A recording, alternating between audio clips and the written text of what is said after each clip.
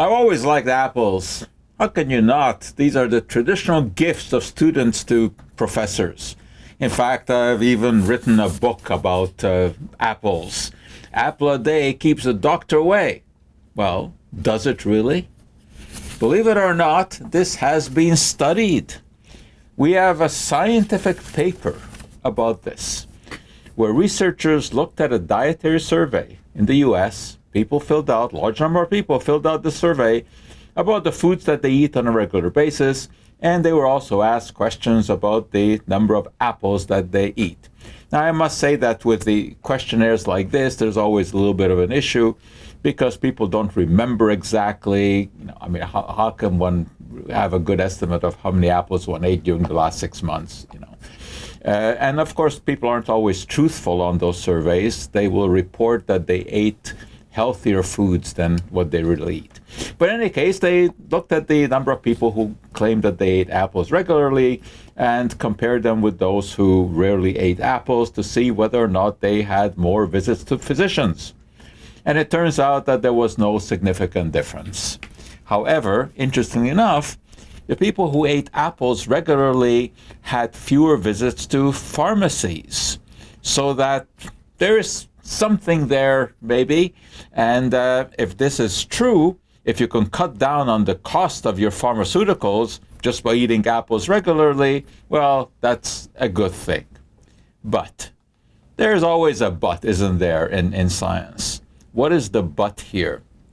The but is that we hear that apples have a lot of pesticides on them.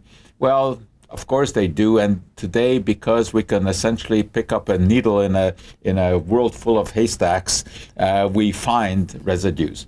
But those residues are way below acceptable levels, so I don't see any problem with that. There's, however, another interesting new problem that is emerging, and this is about plastics that are found in apples. Yes, plastics, microplastics. You don't see them. You'd need a microscope to see them. These are the breakdown products of all of the plastics that we strew about in the environment. And there are thousands and thousands of these nanoparticles that are found in apples. Is that a problem? We don't really know. The chances are that those microparticles go out of your body the same way they went in because they tend to be rather inert. So I'm not really worried about that. There are some positive things about apples as well. Believe it or not, they contain bacteria. Well, I guess not so surprising. Everything in the world has some bacteria. However, the core of the apple and around the seeds, there are large numbers of bacteria, much more than the flesh of the apple, and these are beneficial bacteria. These are the bacteria that can help populate our intestines and squeeze out disease-causing bacteria.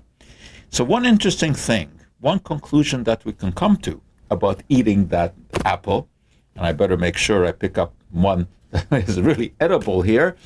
The question is, how do we eat that apple? Most people, of course, eat it around, like this.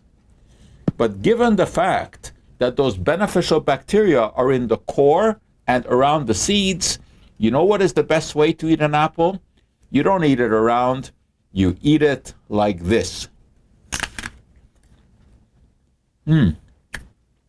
From the core up. You won't notice anything and just tastes great. What can I tell you? The apple a day may not keep the doctor away. It may help kind of in a beneficial way your intestine. It's sort of like taking probiotics. So maybe not keeping the doctor away. You may keep the pharmacist away. And apples are great. This is one of the reasons I love Johnny Appleseed. When Walt Disney came out with that little movie, I just liked it. It was a great little musical. You may want to see it. John Chapman was a real person. He went around in the 1800s in the U.S. planting apple nurseries so that now we have lots of apples to eat, but we're going to eat them from the core up.